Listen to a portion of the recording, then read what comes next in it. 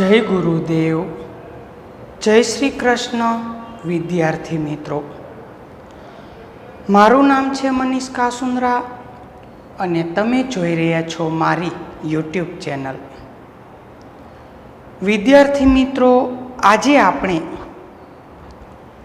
आवी जाशु भागीदारी पेढ़ीना विसर्जन में 311 पेज पर आम चौथो प्रश्न है पण एनी अंदर पांचमो। हवे चौथो प्रश्न जे छे एनी अंदर पहलो, बीजो, त्रीजो ने चौथो प्रश्न जे छे ई आपणे अगाऊ जे थियरी भण्या ई प्रश्ननो छे। हवे चालू थाय छे आ चेप्टर में नाना दाखलाओ।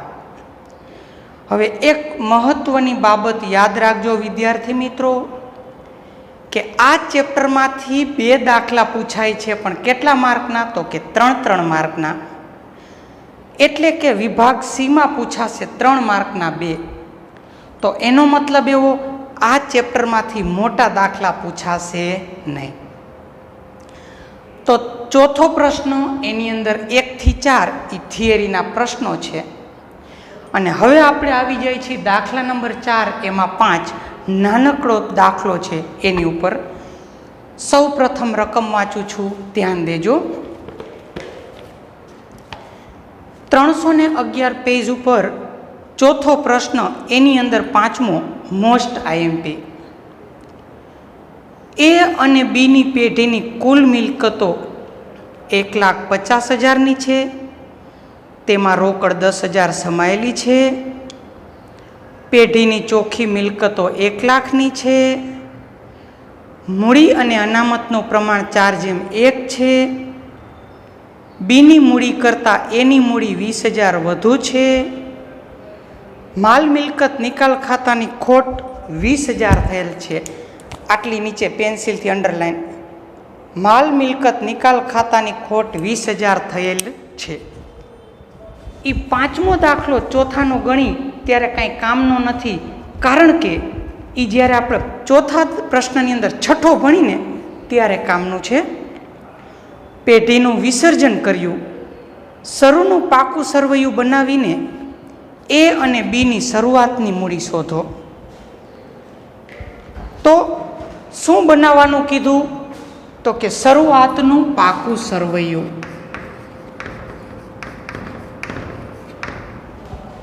शरूआतनुं पाकું સરવૈયું बनावो अने ए अने बी नी मूड़ी शोधो। तो मूड़ी देवा साइड पहली ज लीटीमां लखजो मूड़ी, नीचे ए, नीचे बी। शरूआतनुं पाकું સરવૈયું बनावीने ए अने बी 2 भागीदार छे एनी मूड़ी शोधवी छे। बस आटलो ज आपणो दाखलो छे। तो हवे आ दाखलो मोस्ट आईएमपी छे ने खास ध्यान देजो। आ पाका सरवाईनुं कोष्टक छे एनो एक ज गुण छे। ज्यारे आपणे नीचे गणतरी करशुं ई गणतरीना 2 गुण होय छे। कोष्टक आवड़ी गयुं तो 1 गुण, गणतरी आवड़ी तो 2 गुण। पण खाली गणतरी करवी नहीं, कोष्टक वगर गणतरी कांई कामनी नथी। चालो हवे केम पाकું સરવૈયું बनावવું ए आपणे एक पछी एक स्टेप जोता जाई छी। ए अने बी नी पेढ़ीनी कुल मिलकतो 1,50,000 छे। कुल मिलकत एटले बधी ज मिलकतोनो सरवाळो 1,50,000। अने आपणे वार्षिक हिसाब चेप्टर बीजू भण्या हता एमां आपणने खबर छे कोई पण मिलकत क्यां आवे? तो के मिलकत लेणा। हवे मिलकत लेणा आपणी पासे जेटली जेटली मिलकत छे एनी बधाने कहेवाय कुल मिलकत। तो तमाम मिलकतनो सरवाळो कीधो छे 1,50,000। तो एनो मतलब एवो आपणने मिलकत लेणानो सरवाळो आपी दीधो छे 1,50,000। तो आपणने बधा विद्यार्थी मित्रों ने खबर छे के पाका सरवाईनो सरवाळो जेटलो मिलकत लेणानो होय एटलो ज मूड़ी देवानो। तो मिलकत लेना 1,50,000 तो मूड़ी देवा पण 1,50,000। आगळ वांची छे। તેમાં રોકડ 10,000 સમાયેલી છે. કુલ મિલકત કેટલી કીધી? તો કે 1,50,000. એમાં રોકડ કેટલી છે? તો કે 10,000. રોકડ એ પેઢી માટે મિલકત છે. રોકડનું બીજું નામ રોકડ શિલક. રોકડ શિલક પેઢી માટે મિલકત છે તો એ પણ ક્યાં આવે? મિલકત લેણા. આ બધું જ આપણે બીજા ચેપ્ટરમાં વાર્ષિક હિસાબમાં ભણ્યા છીએ એ મુજબ જ ચાલે છે. તો તરત મિલકત લેણા લખશું. રોકડ શિલક 10,000 રૂપિયા. કુલ મિલકતો કેટલી છે? તો કે 1,50,000. એમાં રોકડ શિલક કેટલી છે? 10,000. તો હવે તમે 1,50,000 માંથી 10,000 બાદ કરો કેલ્ક્યુલેટરમાં. તો હવે આવશે 1,40,000, જેને કહેવાય અન્ય મિલકતો.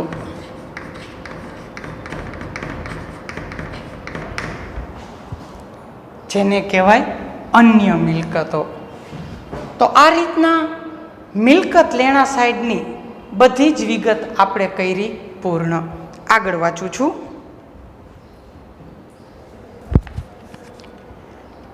પેઢીની ચોખ્ખી મિલકતો 1,00,000 છે. વિદ્યાર્થી મિત્રો, તમને યાદ હોય તો આપણે ત્રીજું ચેપ્ટર પાઘડી ભણ્યા હતા.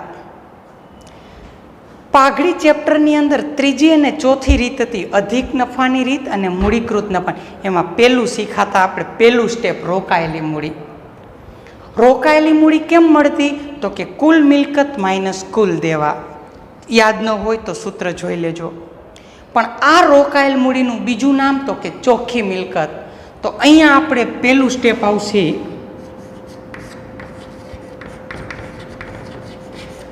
ચોખ્ખી મિલકત બરાબર. આ ચોખ્ખી મિલકતનું બીજું નામ રોકાયેલી મૂડી. કુલ મિલકત માઇનસ કુલ દેવા બરાબરની નીચે જ બરાબર. ચોખ્ખી મિલકત આપણને ચોપડીમાં આપી છે 1,00,000. કુલ મિલકત આપણને આપી છે 1,50,000. બાદ કુલ દેવા શોધવા છે. તો આપણે સ્ટેપને બદલાવી નાખશું. આ 1,00,000ને અને કુલ દેવાની જગ્યા બદલાવી નાખશું. તેથી કુલ દેવા બરાબર 1,50,000 માઇનસ 1,00,000. તો હવે 1,50,000 માંથી 1,00,000 બાદ કરો. 50,000. આ 50,000 શું આવ્યું? તો કે કુલ દેવા. આપણું દેવું છે પેઢીનું, અને પેઢીનું કોઈ પણ દેવું પાકા સરવૈયામાં ક્યાં આવે? તો કે મૂડી દેવા. મૂડી દેવા સૌથી છેલ્લે લખશું. કુલ દેવું 50,000.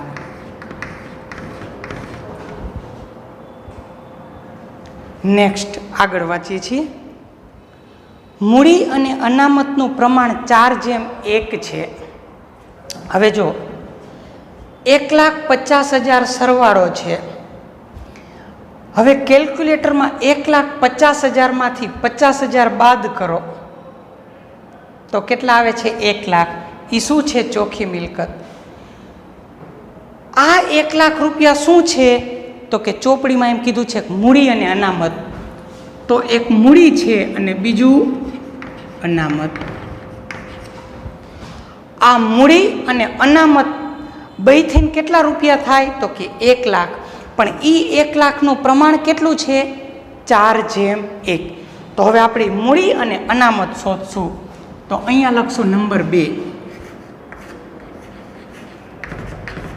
મૂડી બરાબર આપણી પાસે જે ચોખ્ખી મિલકત 1,00,000 છે એના 2 ભાગ પાડશું 4:1 પ્રમાણ મુજબ. એટલે કે મૂડી બરાબર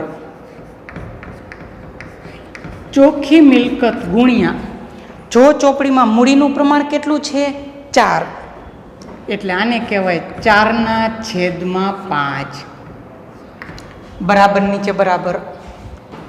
ચોખ્ખી મિલકત કેટલી છે 1 લાખ ગુણ્યા 4/5. તો 1 લાખ ગુણ્યા 4 કરો ભાગ્યા 5 કરો, કેટલા આવે છે 5 દુ 10, એટલે કે 20,000 ચોખ્ખું 80,000. તો ટોટલ મૂડી કેટલી આવી એ અને બી થઈને 80,000. હજી આપણે અનામત શોધી લઈ. અનામત બરાબર ચોખ્ખી મિલકત ગુણ્યા, ચોપડીમાં જુઓ અનામતનું પ્રમાણ 1/5 બરાબરની નીચે બરાબર. ચોખ્ખી મિલકત કેટલી છે તો કે 1 લાખ ગુણ્યા 1/5. કેલ્ક્યુલેટરમાં 1 લાખ ગુણ્યા 1 કરો અને ભાગ્યા 5 કરો 20,000. તો આવી જાઓ આ બાજુ. એ અને બીની ટોટલ મૂડી કેટલી છે 80,000. તો એ અને બીનો આઉટરનો સરવાળો લખશું 80,000.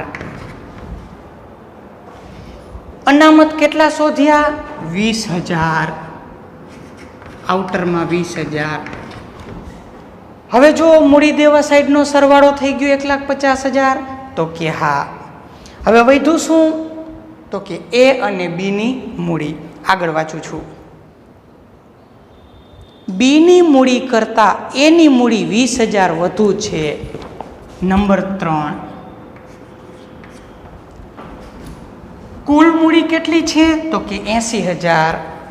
હવે એમ કીધું છે બીની મૂડી કરતાં એની મૂડી 20,000 વધુ છે. બીની મૂડી જેટલી છે એની મૂડી એના કરતાં 20,000 વધુ છે. જો બીની 10,000 હોય તો એની તો કે 10,000 વત્તા 20,000 બરાબર 30,000. બીની મૂડી 20,000 હોય તો એમાં એની 20,000 પ્લસ કરો એટલે શું આવે એની મૂડી. પણ આ આપણે ગણતરી કરીને બતાવવાની છે. બીની મૂડી કરતાં એની મૂડી 20,000 વધુ છે તો અહીંયા ધારણા બાંધવી જોશે. ધારો કે બીની મૂડી બરાબર બી છે. તમે અહીંયા એ ધારી શકો, બી ધારી શકો, એક્સ ધારી શકો, વાય ધારી શકો, કોઈ પણ આંકડો ધારી શકો, પણ બીની મૂડીમાં ભૂલ ન પડે એટલે મેં બી ધારેલું છે. તો નીચે તેથી એની મૂડી કેટલી થાય તો કે બી કરતાં એની મૂડી 20,000 વધુ છે. તો એની મૂડી કેટલી થાય બી વત્તા 20,000. મતલબ બીની જેટલી મૂડી છે એટલી તો છે જ, પ્લસ 20,000 વધુ. તો નીચે લખશું તેથી કુલ મૂડી બરાબર એની મૂડી પ્લસ બીની મૂડી. જો આપણે ગણતરીમાં કુલ મૂડી આપી દીધી છે 80,000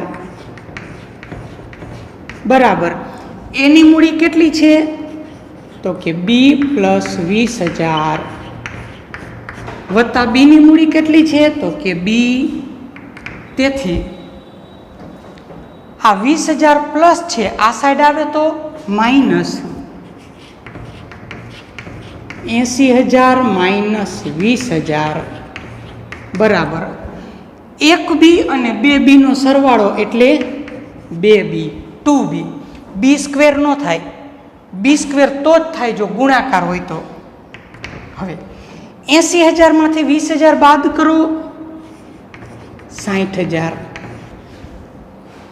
આ બગડાનો બી સાથે ગુણાકારનો સંબંધ છે, આ બાજુ આવે તો ભાગાકાર બરાબર બી. તો તેથી 60,000 ભાગ્યા 2 કરો 30,000. તો બીની મૂડી કેટલી આવી 30,000. તો અહીં બીમાં લખશું 30,000. હવે કેની મૂડી શોધવાની રહી? એની. તો જો અહીંયા આપણે શું લખ્યું છે, હું અહીંયા લખું છું નંબર 4, એની મૂડી બરાબર બી વત્તા 20,000, બી વત્તા 20,000 બરાબર નીચે બરાબર. બી એટલે કે બીની મૂડી આપણે શોધી કેટલી? 30,000 પ્લસ 20,000. તો હવે એની મૂડી કેટલી આવી? 50,000. તો એમાં ઇનરમાં લખશું 50,000. તો જો હવે આપણને કીધું હતું બીની મૂડી કરતાં એની મૂડી 20,000 વધુ છે. બીની 30,000, એમાં 20,000 પ્લસ કરી તો થઈ ગયા 50,000. અને હવે એમ કીધું છે માલ મિલકત નિકાલ ખાતાની ખોટ 20,000 છે. એ અત્યારે આ દાખલામાં કંઈ કામનું નથી. તો આ રીતનું પાકું સરવૈયું બનાવો એનો 1 માર્ક, આ ગણતરી કરો એનો 2 માર્ક. તો અહીંયા 3 માર્કનો એક નાનકડો દાખલો, દાખલો 4 એમાં 5 થાય છે પૂર્ણ. તો ચાલો વિદ્યાર્થી મિત્રો, હવે આપણે આવી જાશું દાખલા નંબર 4 એમાં છઠ્ઠો. તો સૌ પ્રથમ દાખલા નંબર 4ની રકમ વાંચું છું, ધ્યાન દેજો બધા. પ્રશ્ન નંબર 6ની રકમ અને શરૂઆતના પાકા સરવૈયા પરથી માલ મિલકત નિકાલ ખાતું તૈયાર કરો. આમાં લખ્યું છે પ્રશ્ન નંબર 6, પણ ખરેખર થાય પ્રશ્ન નંબર 5. મતલબ આપણે જે 5મા દાખલાની અંદર પાકું સરવૈયું બનાવ્યું હતું, શરૂઆતનું પાકું સરવૈયું હમણાં જ બનાવ્યું, એ પાકું સરવૈયું આમનામ રાખવાનું. આ રકમ બની ગઈ આપણા માટે, આ રકમ છે. અને આ રકમ ઉપરથી હવે આપણે એક માલ મિલકત નિકાલ ખાતું બનાવવાનું છે. આ રકમ તમારે ચોપડામાં લખવાની નથી. આ તો અહીંયા મારે રકમ ચોપડીમાં નથી આપી એટલે બનાવેલું છે એટલે રાખું છું. તો આ પાકું સરવૈયું છે અને આ પાકા સરવૈયા ઉપરથી આપણે એક માલ મિલકત નિકાલ ખાતું બનાવવાનું છે. એટલે હું 10 લીટીનું દોરું છું માલ મિલકત નિકાલ ખાતું.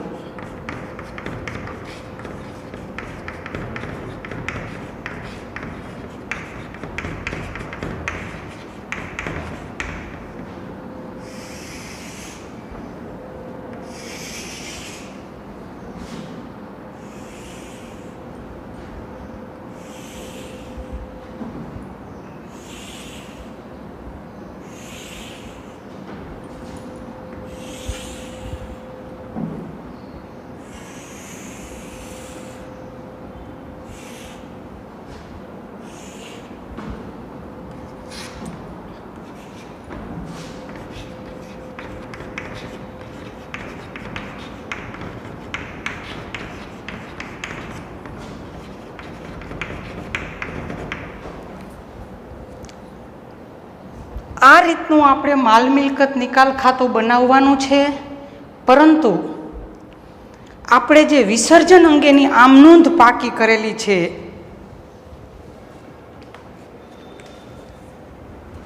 એ આમ નોંધ કરતી જવાની છે.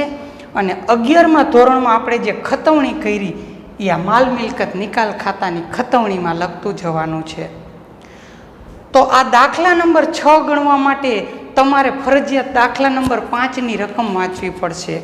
પરંતુ હવે આપણે 5મા દાખલાની રકમ નથી વાંચતા, કારણ કે આના અગાઉનો દાખલો જે ગણ્યો એ 5મો દાખલો જ હતો.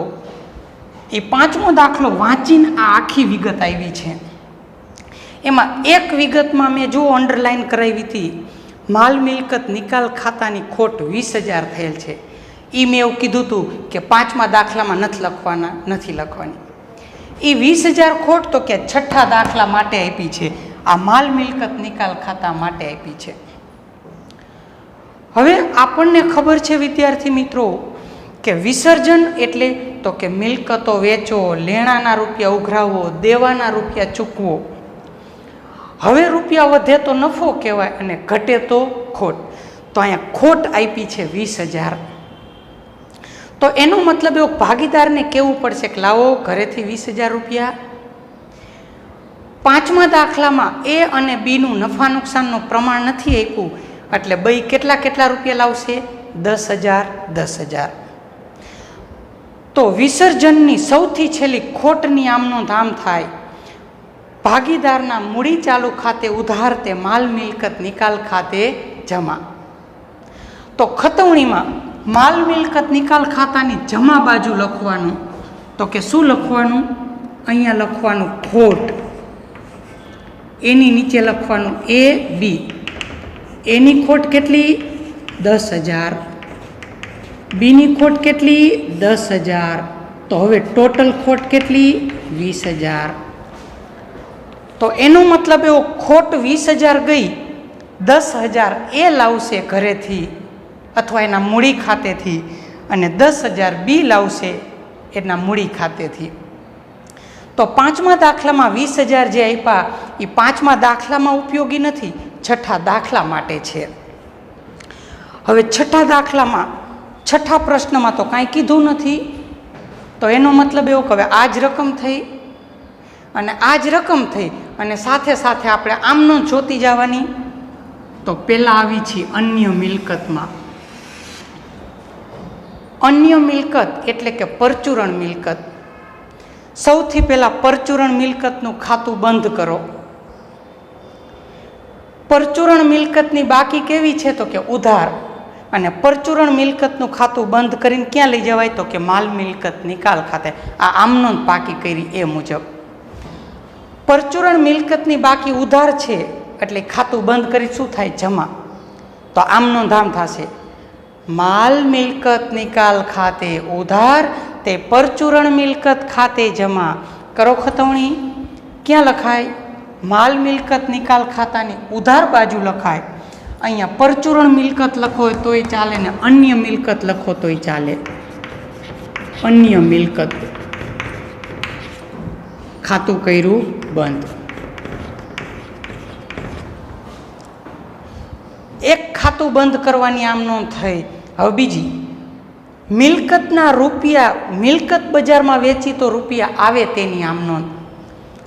મિલકતના રૂપિયા આવે તો શું આમનો થાય? રોકડ બેંક ખાતે ઉધાર તે માલ મિલકત નિકાલ ખાતે જમા. રોકડ બેંક ખાતે ઉધાર તે માલ મિલકત નિકાલ ખાતે જમા.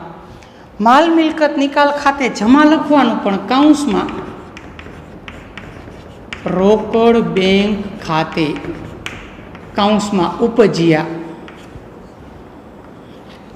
કેટલા ઉપજ્યા આપણને ખબર નથી, એટલે અહીંયા આપણે એક બાકી રાખશું રૂપિયા ગોતવાના. જો અદ્રશ્ય મિલકત હોત તો આપણે નોંધ હતી, એની નોંધ થાય નહીં. પણ આ તો બધી મિલકત ભેગી છે એટલે દ્રશ્ય પણ હોય.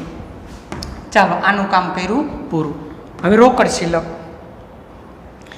જ્યારે મેં તમને આમ નોંધ સમજાવી ત્યારે મેં કીધું હતું રોકડનું ખાતું કોઈ દિવસ બંધ કરવું નહીં. તો આ રોકડને આપણે અડવાનું નથી. મૂડી હંમેશા મૂડી ખાતામાં જ આવે. વાર્ષિક હિસાબ ભણ્યા આપણને ખબર છે. તો મૂડી ખાતા તો બનાવ્યા નથી, આને કાંઈ કરવાનું નથી. અનામત એટલે આપણો એકત્રિત નફો છે. કોણ લઈ જાય? ભાગીદાર. અને ભાગીદાર લઈ જાય એ બધી વિગત મૂડી ખાતામાં જાય. તો મૂડી ખાતું તો બનાવ્યું નથી. હવે વધ્યું દેવાની બાકી હંમેશા જમા હોય. કરો ખાતું બંધ. દેવાનું ખાતું બંધ કરીને આપણે આમનોંધમાં માલ મિલકત નિકાલ ખાતે લઈ જતા હતા. દેવાની બાકી જમા હોય તો એ ખાતું બંધ કરી શું થાય? ઉધાર. તો શું આમનોંધ થાય? જે તે દેવા ખાતે ઉધાર તે માલ મિલકત નિકાલ ખાતે જમા. જે તે દેવા ખાતે ઉધાર તે માલ મિલકત નિકાલ ખાતે જમા. ખતવણી કરો. માલ મિલકત નિકાલ ખાતાની જમા બાજુ લખો. શું લખવાનું? કુલ દેવું કેટલું? 50,000. હવે આ 50,000 રૂપિયા દેવું છે એટલે ચૂકવવાની આમ નોંધ. એના પછીની તરત જ માલ મિલકત નિકાલ ખાતે ઉધાર તે રોકડ બેંક ખાતે જમા. મેં એની નીચે નોંધ લખાવી હતી. દેવાની ચૂકવવાની કિંમત ન આપેલી હોય તો ચોપડે કિંમત ફરજિયાત ચૂકવવું પડે. ચોપડે કિંમત એટલે જે આપી હોય 50,000. તો કેટલા રૂપિયા ચૂકવવા પડશે? 50,000. ફરીથી આમ નોંધ બોલી જાય. માલ મિલકત નિકાલ ખાતે ઉધાર 50,000 તે રોકડ બેંક ખાતે જમા 50,000. તો ખતવણી કરો. માલ મિલકત નિકાલ ખાતાની ઉધાર બાજુ શબ્દ લખશું રોકડ બેંક ખાતે, કૌંસમાં દેવું ચૂકવ્યું કેટલું? 50,000. તો આ વિગતે આવી ગઈ. આનું ખાતું બંધ થાય નહીં. આ બે વિગત મૂડી ખાતામાં આવે. તો ચાલો કરો માલ મિલકત નિકાલ ખાતું બંધ. જોવો કઈ બાજુ સરવાળો જાજો છે.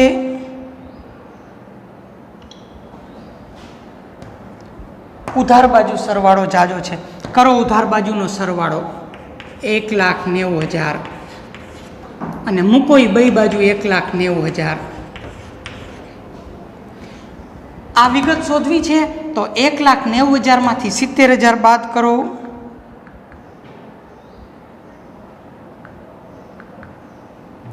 તો એનો મતલબ એવો કે 1,20,000. જે મિલકત 1,40,000 ની હતી એ વેચી કેટલામાં?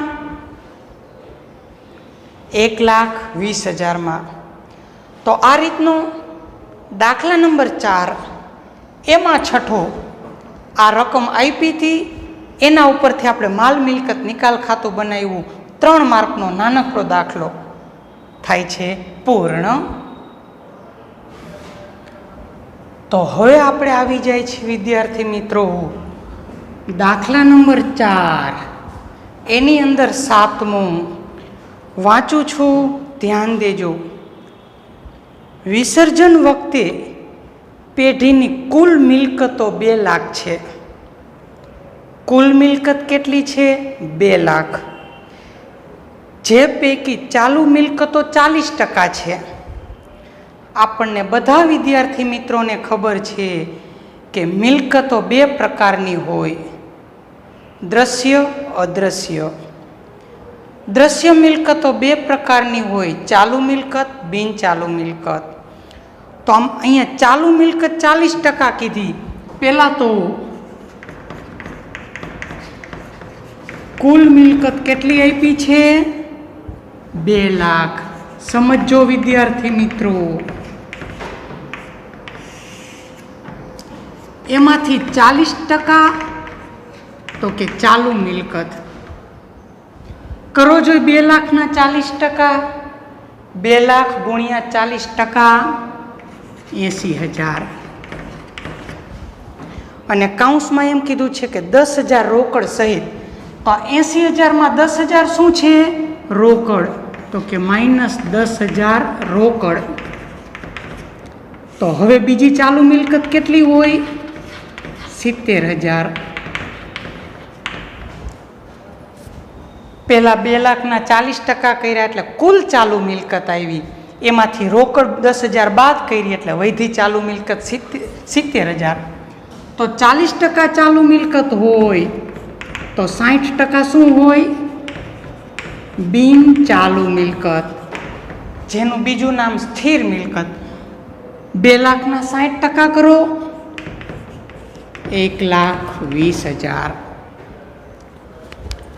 તો સૌ પ્રથમ એને જે વિગતમાં લીટી આપી એના તો આપણને એટલું નક્કી થયું કે 60% એટલે 1,20,000 બિન ચાલુ મિલકત છે.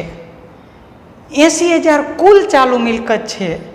10,000 રોકડ બાદ કરો એટલે ચાલુ મિલકત છે 70,000. આ 70,000 આપણે એટલા માટે અલગ બાદ કરી કે વિસર્જનની આમ નોંધ પાકી કરી અને સમજ્યા ત્યારે આપણે વાત થઈ હતી કે રોકડનું ખાતું કોઈ દી બંધ થાય નહીં.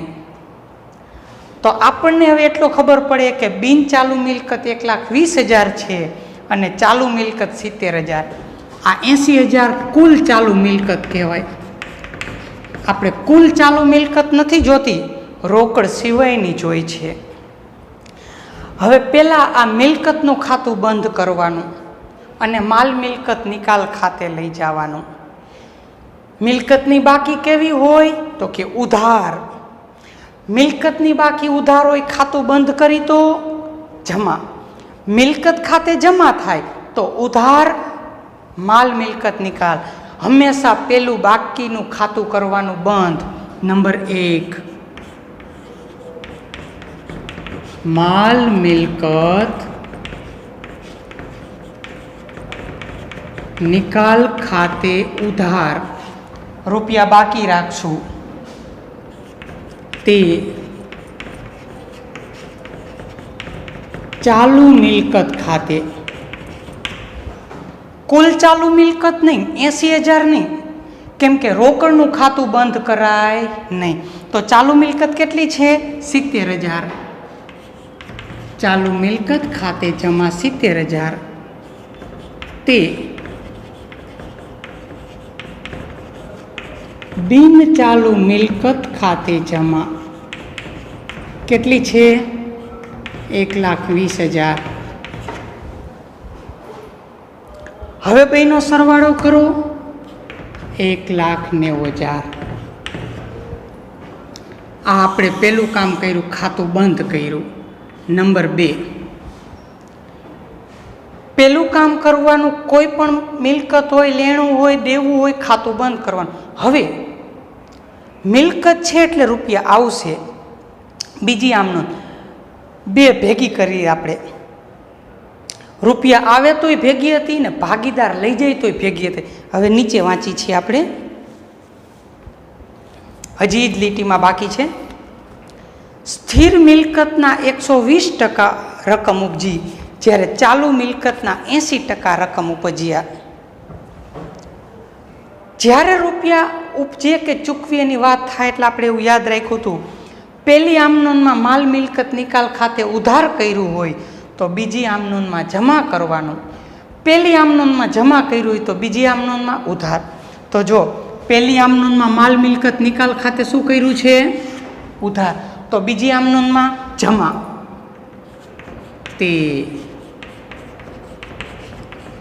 માલ મિલકત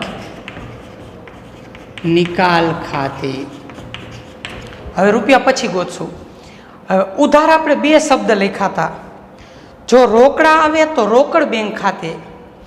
આ મિલકત ભાગીદાર લઈ જાય તો ભાગીદારના મૂડી ચાલુ ખાતે. અહીંયા રોકડા આવે છે એટલે આમ નોંધ થશે, રોકડ ઓબ્લિક બેંક ખાતે ઉધાર. હવે પેલું ચોપડીમાં એમ કીધું છે, સ્થિર મિલકતના 120% ઉપજ્યા. આ બિન ચાલુ મિલકતનું બીજું નામ સ્થિર મિલકત. સ્થિર મિલકતના કેટલા ઉપજ્યા? તો કે 120%. કેલ્ક્યુલેટરમાં 1,20,000 લખો, ગુણ્યા 120% કરો.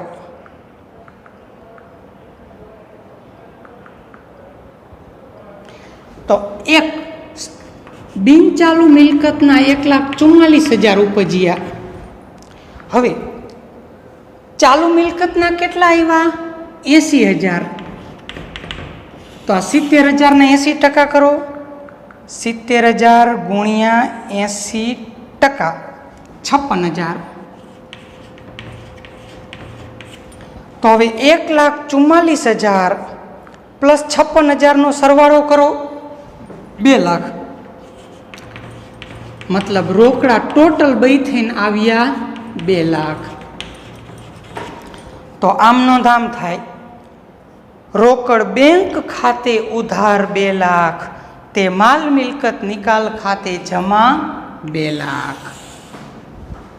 તો આ રીતના ચોથો દાખલો, એમાં 7મો દાખલો નાનકડો 3 માર્કનો થાય છે. પૂર્ણ